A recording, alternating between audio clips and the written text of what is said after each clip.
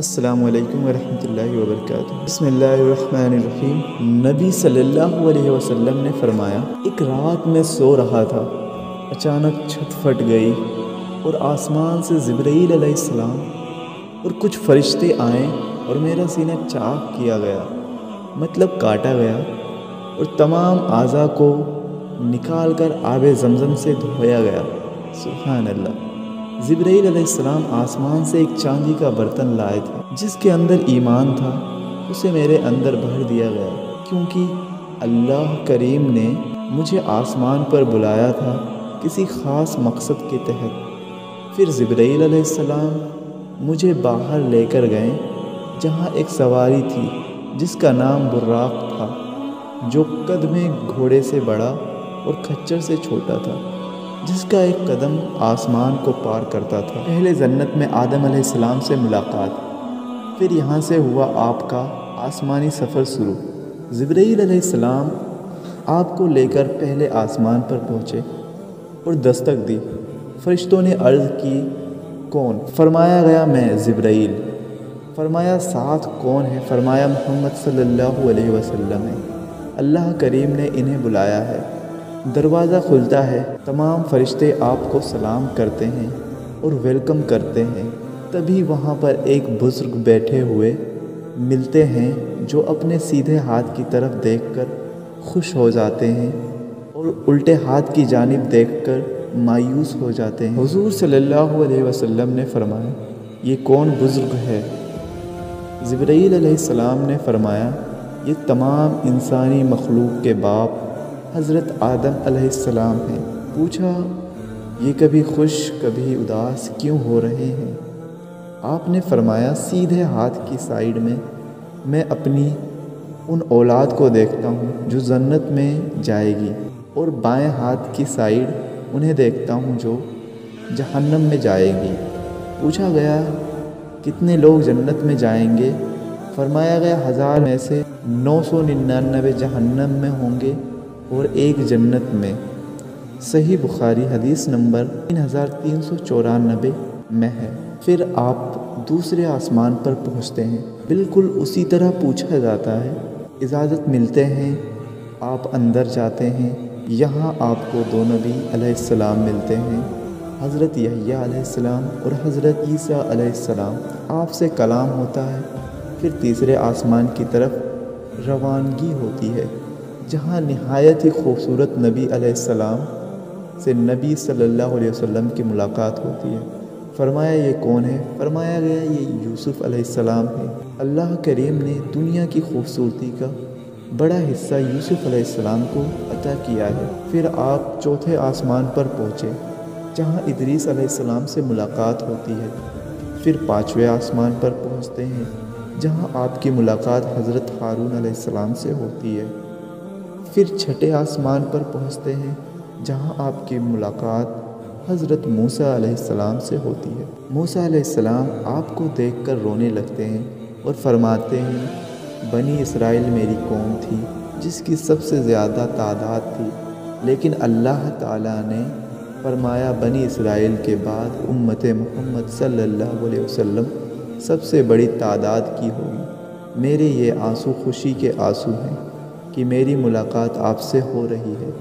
فرمایا، لوٹ کر آؤ تو مل کر جانا اور بتانا کہ اللہ تعالیٰ نے آپ کو کیوں بلایا ہے۔ 50 سے 5 کا سفر۔ اب آپ کی ملاقات اللہ کریم سے ہوتی ہے۔ اللہ تعالیٰ آپ کو 2 تحفوں سے نوازتا ہے۔ پہلا تحفہ سورہ بقرہ کی آخری 2 آیت ہے، 200 آیت نمبر 285 اور 286 ہے، جس کی بے شمار فضیلتیں بیان کی گئی ہیں کہ جو کوئی ان آیت کو پڑھ لے اس کے لیے یہ کافی ہے۔ اس کے بعد آپ کو دوسرا تحفہ دیا گیا، وہ تھی 50 وقت کی نماز۔ آپ تحفہ لے کر لوٹتے ہیں تو 6 آسمان پر آپ کی ملاقات حضرت موسیٰ علیہ السلام سے ہوتی ہے۔ وہ فرماتے ہیں، بتاؤ کیوں بلایا گیا تھا آپ کو؟ فرمایا، یہ تحفہ دینے کے لیے۔ فرمایا، اے محمد صلی اللہ علیہ وسلم، آپ کی امت یہ نمازیں نہیں ادا کر پائیں گی، جاؤ کچھ کمی کروا لو، کیونکہ میری امت کو اس سے بھی کم ملی تھی، انہوں نے ادا نہیں کی تھی تو یہ بھی ادا نہیں کر پائیں گے۔ آپ کی بات سن کر حضور صلی اللہ علیہ وسلم اللہ کریم کے پاس جاتے ہیں اور کم کرواتے ہیں۔ روایتوں میں آتا ہے کہ آپ بار بار گئے اور ہر بار 5 نمازیں کم کرائی۔ جب آپ آخری 5 بچی تو موسیٰ علیہ السلام سے فرمایا اب میں اور کم کرانے نہیں جا سکتا، اب مجھے حیا آ رہی ہے۔ میرے رب نے مجھے تحفہ دیا ہے اور میں اس میں کمی و بیشی کر رہا ہوں۔ اتنے میں اللہ تعالیٰ کی آواز آتی ہے کہ اے محمد صلی اللہ علیہ وسلم، تیری امت کو ثواب 50 کے برابر ہی دیا جائے گا۔ سبحان اللہ، سبحان اللہ، یہ ہے میرے رب کی کریم دو۔ محدثین فرماتے ہیں کہ اگر ایسی ہی نیت رکھ کر نیکی کریں گے تو صرف نماز ہی نہیں، اللہ تعالیٰ ہر نیکی پر ثواب 10 گنا بڑھا کر دے گا۔ بے شک اس کے خزانے میں کوئی کمی نہیں ہے، وہ اتنا رحیم ہے کہ ایک نیکی پر 10 نیکی کا ثواب دے گا، لیکن ایک گناہ کو 1 گناہ ہی لکھے گا۔ اس کے بعد آپ صلی اللہ علیہ وسلم جنت اور جہنم کی سیر بھی کرتے ہیں۔ آپ ایک ایسی جگہ پہنچتے ہیں جہاں ایک خوبصورت حور بیٹھی ہوئی ہوتی ہے، جو اتنی خوبصورت ہوتی ہے کہ اس کے اندر کی ہڈیوں میں موجود گودا تک نظر آ رہا تھا۔ فرمایا اے جبرائیل علیہ السلام، یہ کون ہے؟ فرمایا یہ حور ہے جو جنت کی ملکہ ہیں۔ پھر آپ آگے بڑھتے ہیں تو وہاں ایک آدمی نظر آتا ہے جو نہ مسکراتا تھا نہ کچھ، بس سر جھکا کر گڑھے کے اندر ایندھن ڈال رہا تھا جس سے آگ بڑھتی جا رہی تھی۔ فرمایا یہ کیا ہے؟ کہا یہ جہنم ہے، جہاں کچھ لوگ جن کے ناخن پیتل کے تھے، جس سے وہ اپنا بدن نوچ رہے تھے اور اپنا چہرہ نوچ رہے تھے۔ فرمایا یہ کون لوگ ہیں؟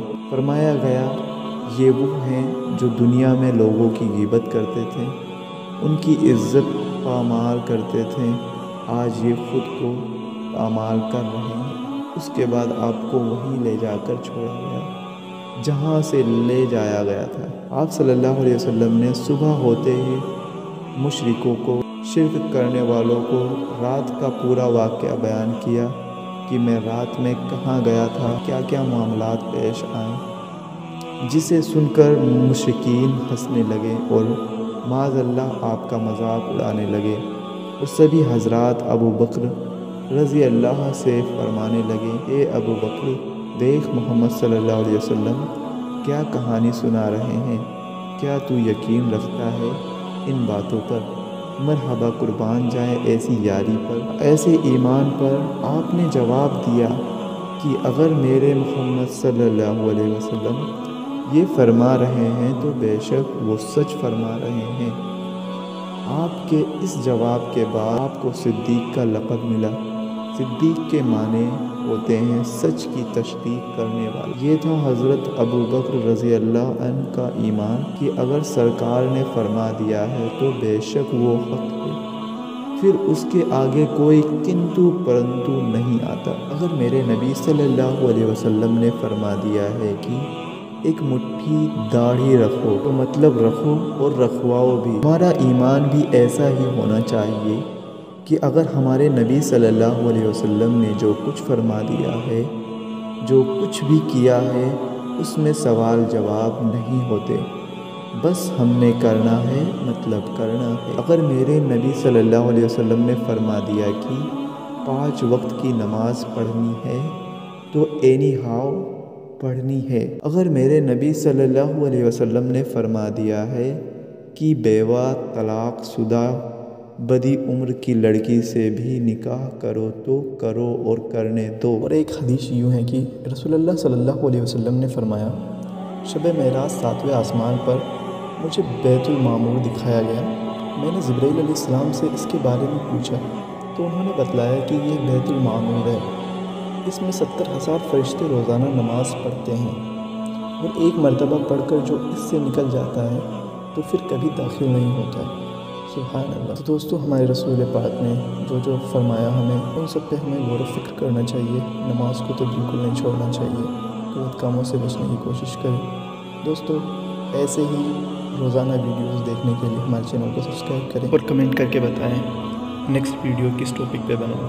السلام علیکم ورحمۃ اللہ وبرکاتہ۔